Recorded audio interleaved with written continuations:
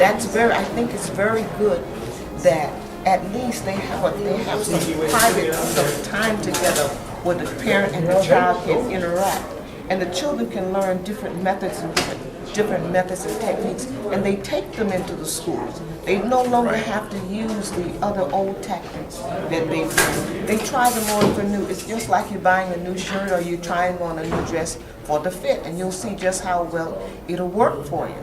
And oftentimes, I deal with a lot of younger children, and I've often heard them say, "Oh, my mom told me if somebody hit me, hit them back." That's from a long time ago, because life has changed, and the situations and murders and all of this type of thing is going on. And we're saying right Things now, escalate. Oh, yes, they do. Right. And we're saying right now, take a look at just you. You take charge of just you.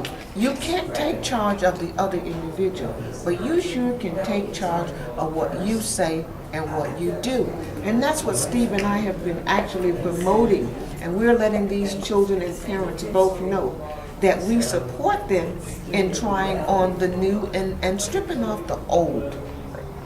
What I particularly find valuable in this experience is that I took a mentor into my classroom and I became a better teacher.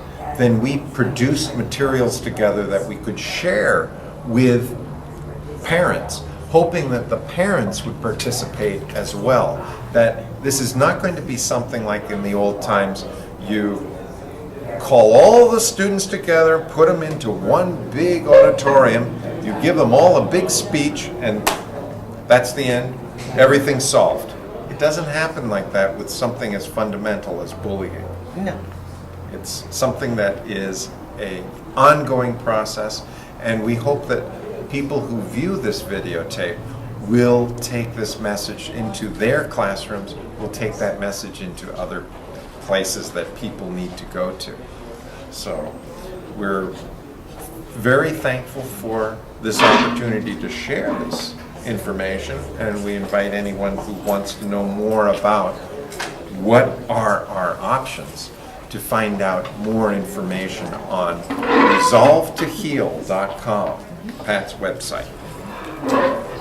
And we thank you. I have a question. Yes. You're talking about hitting, but this also resolves things when you're yelling things at people? Yes. Oh my. Yes. Psychological Yes, that's hitting. Yeah, 'cause I come from a I'm with shouting background. You know, kids would yell things at each other. Yes. Yeah, nobody touched, but yeah. You're talking about the verbal abuse. You're talking Yeah. about the emotional abuse. Yeah. And we still see it happening right now in the educational system. We even see it when you're downtown or out. I hear kids constantly call kids out of their name. One little girl, I hear her say to me, she said, "You know what? They call me fat." And that really bothers me. It really hurts my feelings. So we hear a lot of emotional abuse. And you know what I say a lot of times to people? Emotional abuse is just as worse as physical abuse. Because you actually, when you say things that are hurtful to me, you actually go to the core of my being. It doesn't appear. You don't see blood. You might not see a bruise on me. But when you go to the core of my spirit, you hurt me, and that hurt lasts. And oftentimes when we are done like that, we sometimes have these dramatic experiences for years.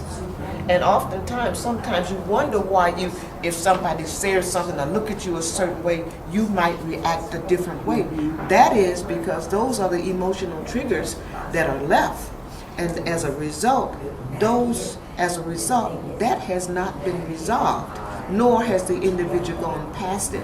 So therefore, it's the tremendous impact that it has on individuals. It is devastating.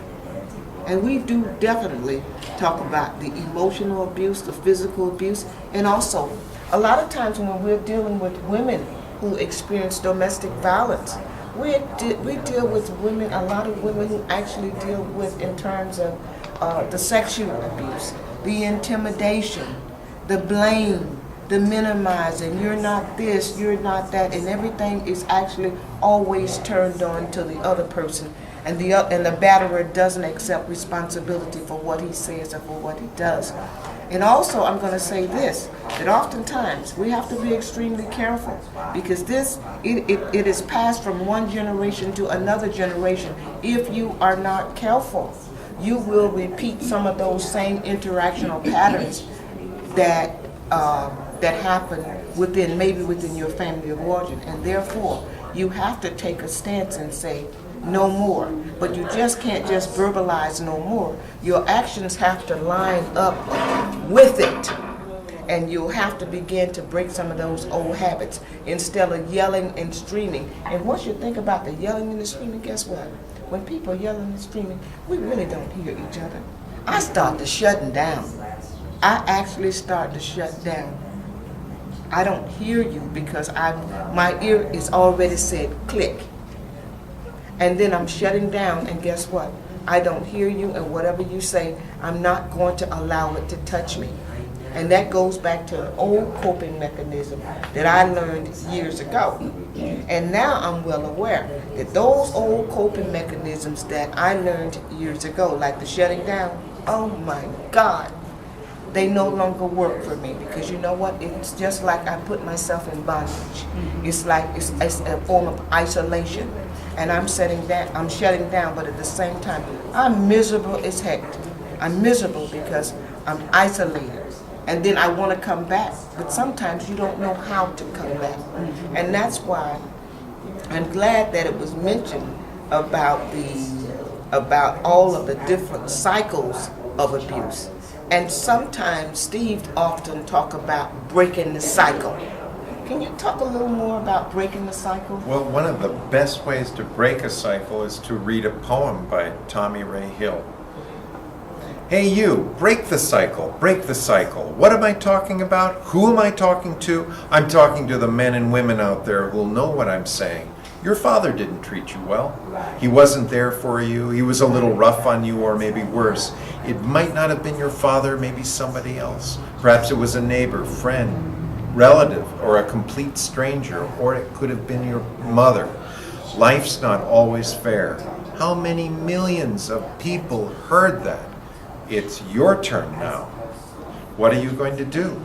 The same terrible thing that happened to you, are you going to repeat it? No, break the cycle. Little hurt boy inside, little hurt girl inside. Break the cycle. Your kids deserve it, your spouse deserves it, you deserve it. Whatever it is, whoever you are, break the cycle. That is very well said. Very well said.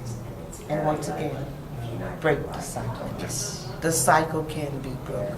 Because we have options. Yes, we do. And we don't have to repeat it. Right. You can think about it.